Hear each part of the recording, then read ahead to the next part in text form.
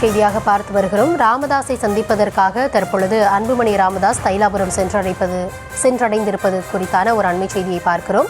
ராமதாஸை சந்திப்பதற்காக தைலாபுரம் சென்றடைந்திருக்கிறார் அக்கட்சியினுடைய தலைவர் அன்புமணி ராமதாஸ். தந்தை மகனிடையே மோதலானது தொடர்ந்து வலுத்து வந்த நிலையில் இந்த திடீர் சந்திப்பானது மேற்கொள்ளப்படுகிறது.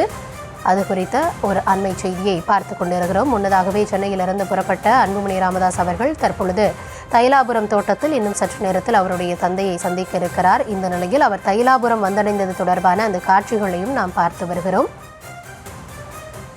கூடுதல் விவரங்களுக்காக இணைகிறார் நம்முடைய செய்தியாளர் ராஜேஷ். ராஜேஷ், வணக்கம். தொடர்ந்து ஒவ்வொரு வியாழக்கிழமையும் செய்தியாளர் சந்திப்பு, அதில் ராமதாஸ் அவர்கள் சென்ற வாரம் தெரிவித்த தகவல்கள் எல்லாம் பெரும் ஒரு அதிர்வலையை ஏற்படுத்தியது, மிக பெரும் சர்ச்சைகளை கிளப்பியது. இந்த நிலையில இன்னைக்கு இருவரும் சந்திக்க இருக்கிறார்கள். அன்புமணி அவர்கள் தற்பொழுது அங்கு வந்தடைந்திருக்கிறார்கள். இன்னைக்கு என்ன நடக்கும் அப்படின்னு நம்ம எதிர்பார்க்கலாம்? இருக்கக்கூடிய சூழல்ல இந்த சந்திப்பு எவ்வளவு முக்கியத்துவம் வாய்ந்ததாக இருக்கிறது? கௌதமி, பாமகவை பொறுத்த வரையிலே இந்த சந்திப்பு மிக மிக முக்கியமான ஒரு சந்திப்பாக இருக்கின்றது.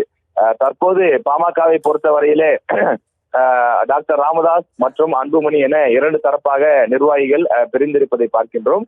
ஆனால் இரண்டு தரப்பினருடைய பெரும்பான்மை நிர்வாகிகளுடைய ஏறக்குறைய அனைத்து நிர்வாகிகளுடைய அந்த எண்ண ஓட்டம் என்பது இருவரும் சந்திக்க வேண்டும், தந்தை மகன் இருவருமே சந்தித்து விட்டால் இந்த பிரச்சனைக்கு முற்றுப்புள்ளி கிடைத்துவிடும் என்பதுதான் தொடர்ச்சியாக அவர்கள் பேட்டிகள் மூலமாக சொல்லி வந்த செய்தியாக இருந்தது. இந்த நிலையிலேதான் பாமக தலைவர் அன்புமணி ராமதாஸ் தைலாபுரம் தோட்டம் சென்று தன்னுடைய தந்தையும் பாமகவினுடைய நிறுவனருமான டாக்டர் ராமதாஸை சந்தித்து வருகின்றார். கடந்த ஒரு 15 நாட்களாக மிக தீவிரமாக இந்த பிரச்சனை போய்கொண்டிருக்கின்றது. கடந்த வாரத்திற்கு முன்பு வியாழக்கிழமை செய்தியாளர்களை சந்தித்த டாக்டர் ராமதாஸ் அன்புமணியின் மீது பல்வேறு குற்றச்சாட்டுகளை முன்வைத்திருந்தார். குறிப்பாக அவருடைய அந்த தலைமை பண்பு உள்ளிட்ட பல விஷயங்களை சுட்டி காண்பித்து அவர் தொடர்ந்து குற்றச்சாட்டுகளை முன்வைத்திருந்தார். அதன் பிறகு தொடர்ந்து அவர் வைத்த கோரிக்கை என்பது அன்புமணி செயல் தலைவராக செயல்பட வேண்டும், அப்படி ஏற்றுக்கொண்டு செயல்பட்டால் இந்த பிரச்சனைக்கு உடனடியாக தீர்வு கிடைக்கும் என்றும் டாக்டர் ராமதாஸ் தெரிவித்திருந்தார். இந்த நிலையிலேதான் அன்புமணி தற்போது தைலாபுரம் வந்திருக்கின்றார்.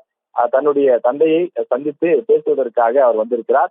இந்த சந்திப்புக்கு பிறகு சமாதானம் ஆவதற்கான வாய்ப்பு, அந்த சூழல் உருவாகி இருப்பதாக பாமகவினுடைய மூத்த நிர்வாகிகள் தெரிவிக்கின்றார்கள். இதுல ஒரு முக்கியமான விஷயம் என்னவென்றால், கடந்த ஒரு 8 நாட்களாக டாக்டர் ராமதாஸ் தொடர்ந்து மாவட்ட செயலாளர்களை நியமித்து வருகிறார். அதாவது தன் தரப்பு மாவட்ட செயலாளர்களாக, அதாவது ஏற்கனவே கட்சியில் செயல்பட்டு வந்தவர்களை நீக்கிவிட்டு புதிதாக மாவட்ட செயலாளர்களை நியமித்து அவர்களை தொடர்ந்து நியமித்து வருகின்றார். அதே நேரத்தில் அன்புமணி தொடர்ந்து அறிக்கைகளை வெளியிட்டு வருகிறார். ஏற்கனவே செயல்படக்கூடிய நிர்வாகிகள் தொடர்ந்து செயல்படுவார்கள், அதில் எந்த மாற்று கருத்தும் கிடையாது, எந்த குழப்பமும் வேண்டாம் என்று அவர் குறிப்பிட்டிருந்தார். நேற்று இரவு கூட அவர்கள் தரப்பிலிருந்து ஒரு வீடியோ வெளியாகி இருந்தது. இந்த அணி அந்த அணி என்று சில குழப்பங்கள் போய்கொண்டிருக்கிறது, விரைவில் அதற்கு சுமூகமான தீர்வு கிடைக்கும், ஒரு சில பேருடைய சதி மற்றும் சூழ்ச்சியின் காரணமாகத்தான் இந்த பிரச்சனை நடைபெறுகிறது என்றெல்லாம் அவர் தெரிவித்திருந்தார். குறிப்பாக பேரை குறிப்பிட்டு சொல்லியிருந்தார். பாமகவினுடைய தலைமை நிலைய செயலாளராக இருக்கக்கூடிய அன்பழகன் மற்றும் வாத்தியார் என்று சொல்லி ஒரு சிலரை அவர் குறிப்பிடுகின்றார். எனவே இந்த 2-3 நபர்கள் தான் எங்கள் இருவருக்கும் உள்ளே தொடர்ந்து தேவையில்லாத பிரச்சனைகளை தூண்டி விடுகிறார்கள், எங்களுடைய மனக்கசப்புக்கு அந்த 3 நபர்கள் தான் காரணம், அவர்கள் விரைவில் களை எடுக்கப்படுவார்கள் என்பது போல கடலூர் மாவட்ட நிர்வாகிகளிடம் பேசும்போது அன்புமணி தெரிவித்திருந்தார்.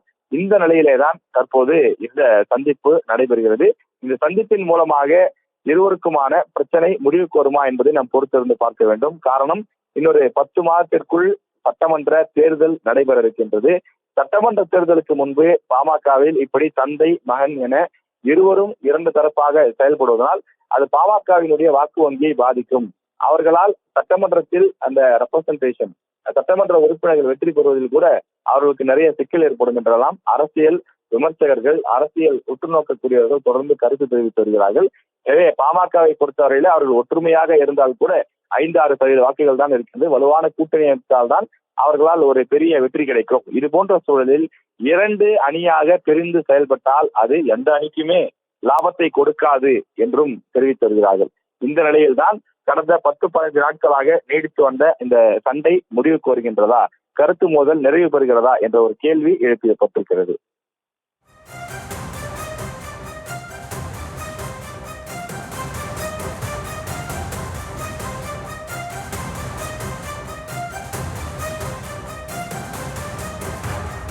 தந்தை மகன் இடையேயான இந்த பேச்சுவார்த்தை இந்த ஏற்கனவே நீடித்து வரக்கூடிய இந்த ஒரு சூழலை முடிவுக்கு கொண்டு வருமா, இந்த மோதல் போக்கு முடிவுக்கு வருமா அப்படின்ற கேள்வி எழுப்பியிருக்கிறது. இனி வரக்கூடிய பேச்சுவார்த்தை எப்படி நடைபெறுகிறது அப்படின்றத பொறுத்து அதற்கான முடிவு நமக்கு தெரிய வரும். தற்போதைய விவரங்களுக்கு நன்றி ராஜேஷ்.